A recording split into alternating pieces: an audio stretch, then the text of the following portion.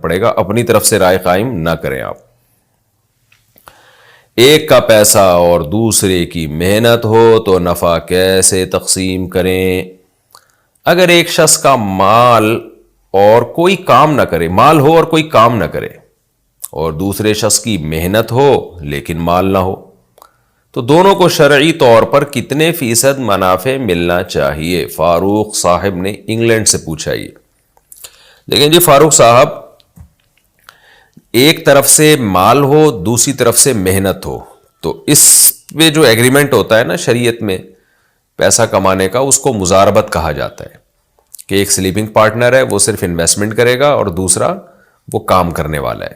جو کام کرنے والا ہے اس کو مزارب کہا جاتا ہے, اور جس کا پیسہ انویسٹ ہو رہا ہے اس کو رب المال کہا جاتا ہے فقہ کی اصطلاح میں. رب المال مزاربت کا اللہ نے قرآن میں بھی ذکر کیا ہے. تو اس میں پیسے کی تقسیم کس طریقے سے ہوگی؟ تو دیکھیں اس میں جو نقصان ہوگا وہ ٹوٹلی انویسٹر کا ہوگا, اور جو مزارب ہے کام کرنے والا ہے اس کی صرف محنت ضائع ہوگی اگر نقصان ہو جائے بزنس میں. لیکن پروفٹ میں دونوں کو اختیار ہے کہ پرسنٹیج کے حساب سے کوئی بھی پرسنٹیج طے کر لیں, اس میں متعین نفع نہیں رکھا جا سکتا. مثال کے طور پر میں نے ایک شخص کو پیسہ دیا, میں نے اس سے کہا یار بزنس کرو, جتنا پروفٹ ہو مجھے ہر مہینے بس ₹1,00,000 دے دینا, اس سے زیادہ مجھے نہیں چاہیے. تو یہ جائز نہیں ہے. اس میں آپ نے پرسنٹیج میں شرکت کرنی ہے. پرسنٹیج میں شرکت کا کیا مطلب ہے؟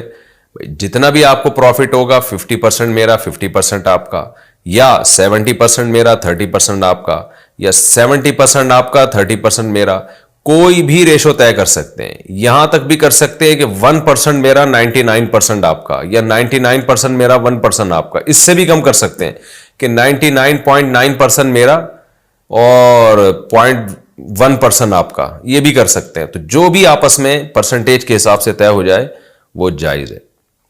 ہاں یہ ہے کہ بعض دفعہ بزنس میں لوگ کیا کرتے ہیں کہ حساب سال کے بعد کرتے ہیں کہ یار ہر مہینے ہم کون کیلکولیشن کرے گا کتنا پروفٹ ہوا, کتنی انویسٹمنٹ تھی, تو ہم پورا سال ختم ہونے کے بعد ہم حساب کریں گے کہ پروفٹ ہوا اور ہوا تو کتنا ہوا.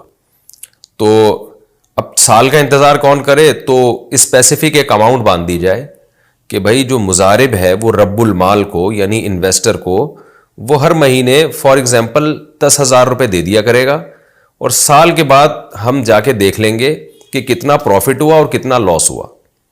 اگر پروفٹ اس سے زیادہ ہوا ہے تو مزارب انویسٹر کو اور زیادہ پیسے دے دے, وہ ایڈجسٹ کر لے اس کو. اگر پروفٹ کم ہوا ہے اور آپ نے اتفاق سے ہر مہینے جو 10,000 دے رہے ہیں وہ زیادہ تھے, پروفٹ کم ہوا ہے, تو وہ کیا کرے اگلے سال جو پروفٹ ہوگا اس سے مزارب وہ پیسے کاٹ لے.